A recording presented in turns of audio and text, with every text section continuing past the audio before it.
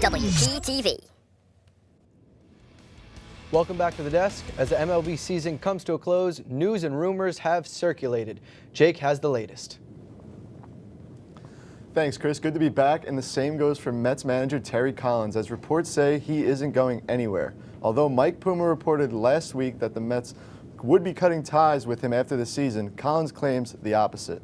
He says he intends to remain in baseball, whether it's with the Mets or not. Collins went as far to say he wishes to coach until the age of 70.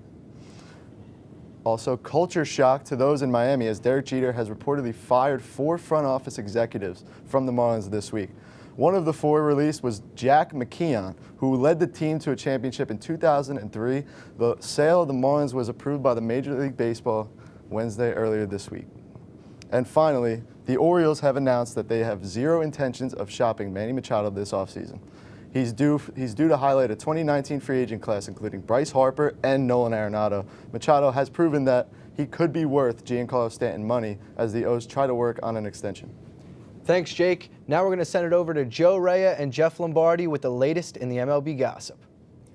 Thank you, Chris. Joe Rhea, Jeff Lombardi. Jeff, let's start off with Aaron Judge. 50 home runs, 109 RBIs, both MLB rookie records. Only the 5th Yankee to eclipse 50 home runs, joining the likes of Babe Ruth, who did it 4 times, Roger Maris, Mickey Mantle, who did it twice, and the last Yankee to do it was Alex Rodriguez back in 2007. So let's take a listen to this 50th home run, the call by Michael Kay.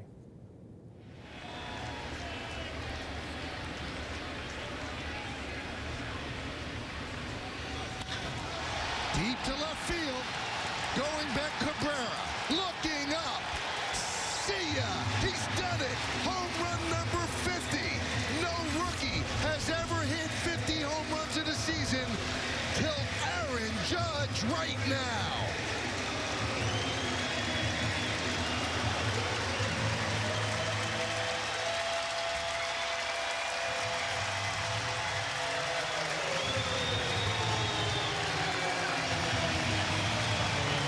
He hit his 49th the same game to tie Mark McGwire's rookie home run record, and then 50th the same game. So, Jeff, my first question to you is, what are his expectations in these playoffs? Because he's a rookie, will he carry that load, or will the other team supplement him? Well, I think Judge, he has taken over as the face of the Yankees, obviously. I think that he brings the energy to the stadium that you really haven't seen since Derek Jeter retired, where you got the Judge's chambers out in right field. You have all rise. It's something that the fans are really buying into. So if he's able to do that going into the playoffs, I think it's almost like a type thing where the rest of the lineup will follow off his lead, where if he continues to stay hot, a guy like Ellsbury might buy in and he might get a couple hits, or a guy like Matt Holliday or Greg Bird, where they'll continue to follow suit with Judge. So the difference between Aaron Judge and the other 4 players that I said for the Yankees is that he's a rookie. So is he expected to put up these same numbers next year, or do you think he'll go into a sophomore slump? I mean, it's tough to say. Obviously, I think for the game of baseball, it would be great if Judge could continue at this pace. I mean, his numbers, obviously, as we've been saying, are record-breaking, so it's not that you can expect that. But I will say this, in the first half, he was a 329 hitter. Second half, he's a 226 hitter. So I'm not going to go out there and say he's a 329 hitter. I'm not going to expect that all the time. But at the same time, I'm not going to expect 229 either. I'm going to say somewhere in the middle. And people talk about his second half of the season slump. The guy hit 21 home runs in the second half of the season. Like, I would love for that to be my slump. 13 in the last month, right? yeah. I would love for that to be my slump. A lot of guys would take 21 from a middle of the order bat for the entire season over 162. For him to do that in a slump, I'll take it. So it's safe to say Aaron Judge is a lock for Rookie of the Year, but does he have the MVP numbers to back it up? He'll be going up against Jose Altuve and Jose Ramirez. Ramirez with a 316 average, 29 home runs. Altuve with a 347 average, 24 home runs. But does the 50 home run mark bring him above the average, or do you think the average is more important?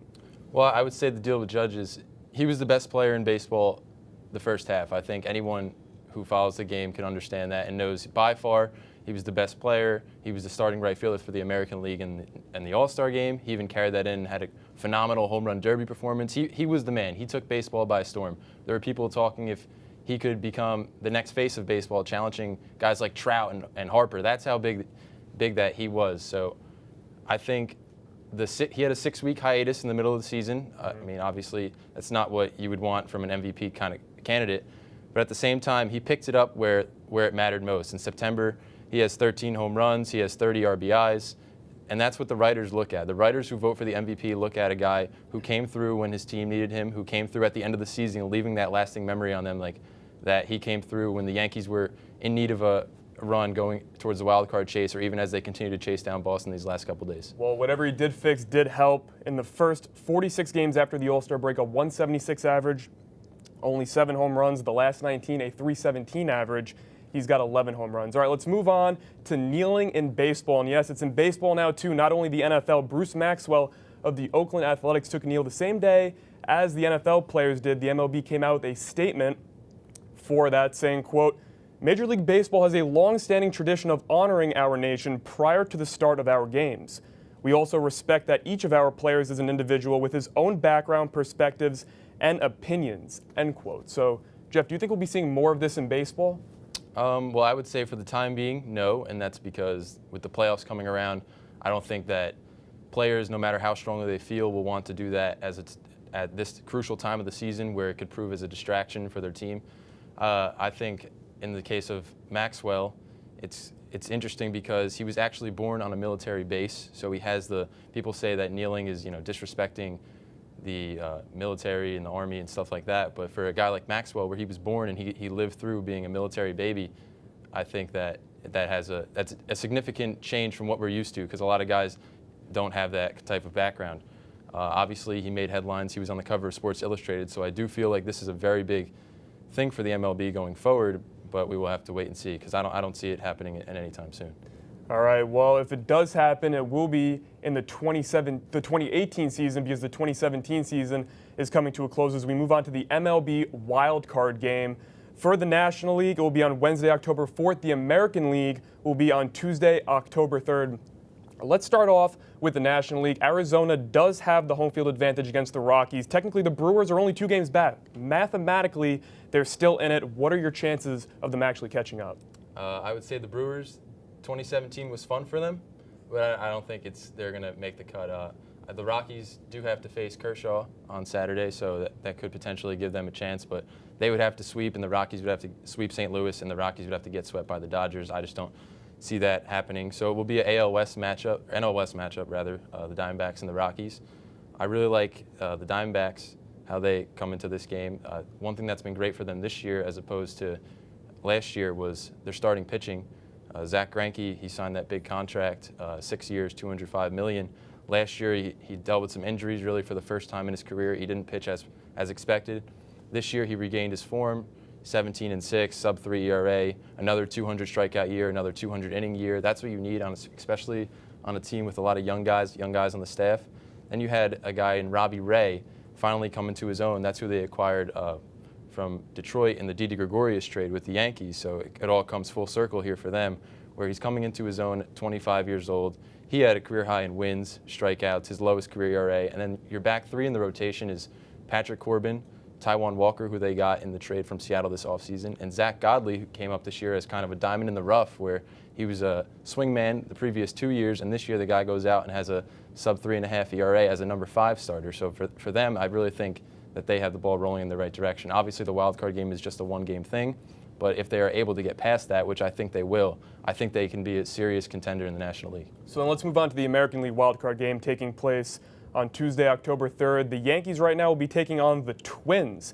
And they have home field advantage, the Yankees. They did clinch that. There is a chance that they get the AL East crown, surpassing the Red Sox. That's probably a long shot at this point. So let's focus on the wild card game.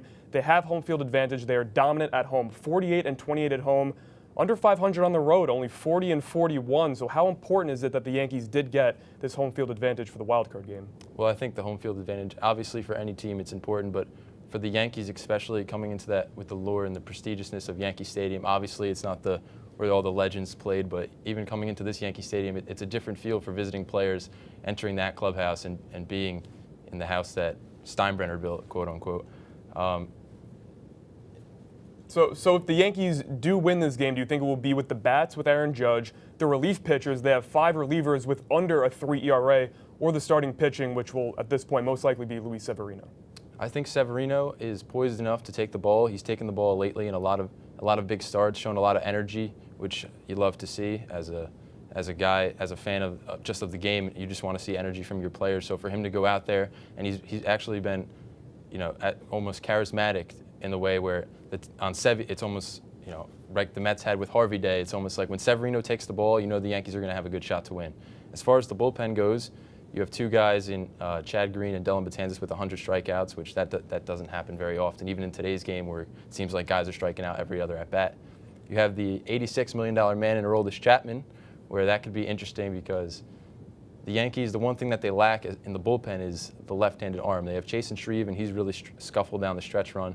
So it'll be interesting to see. I'm sure they're going to use Chapman in the closer's role, but it'll be interesting to see what they do with those lefties. Are you going to bring in a guy like CeCe, or maybe Jordan Montgomery makes the postseason roster to take on those lefties? Because it's an important role to have. It's very odd for a team not to have a lefty or even a strong, especially in a bullpen like that where it seems like they're stacked and they have no lefties. Because that's the trend in Major League Baseball you've seen the last couple of years, especially with the Royals started it and then the Indians followed suit, where starters are going to go shorter into games and the bullpen is going to take over. So I feel like that's going to be important for the Yanks.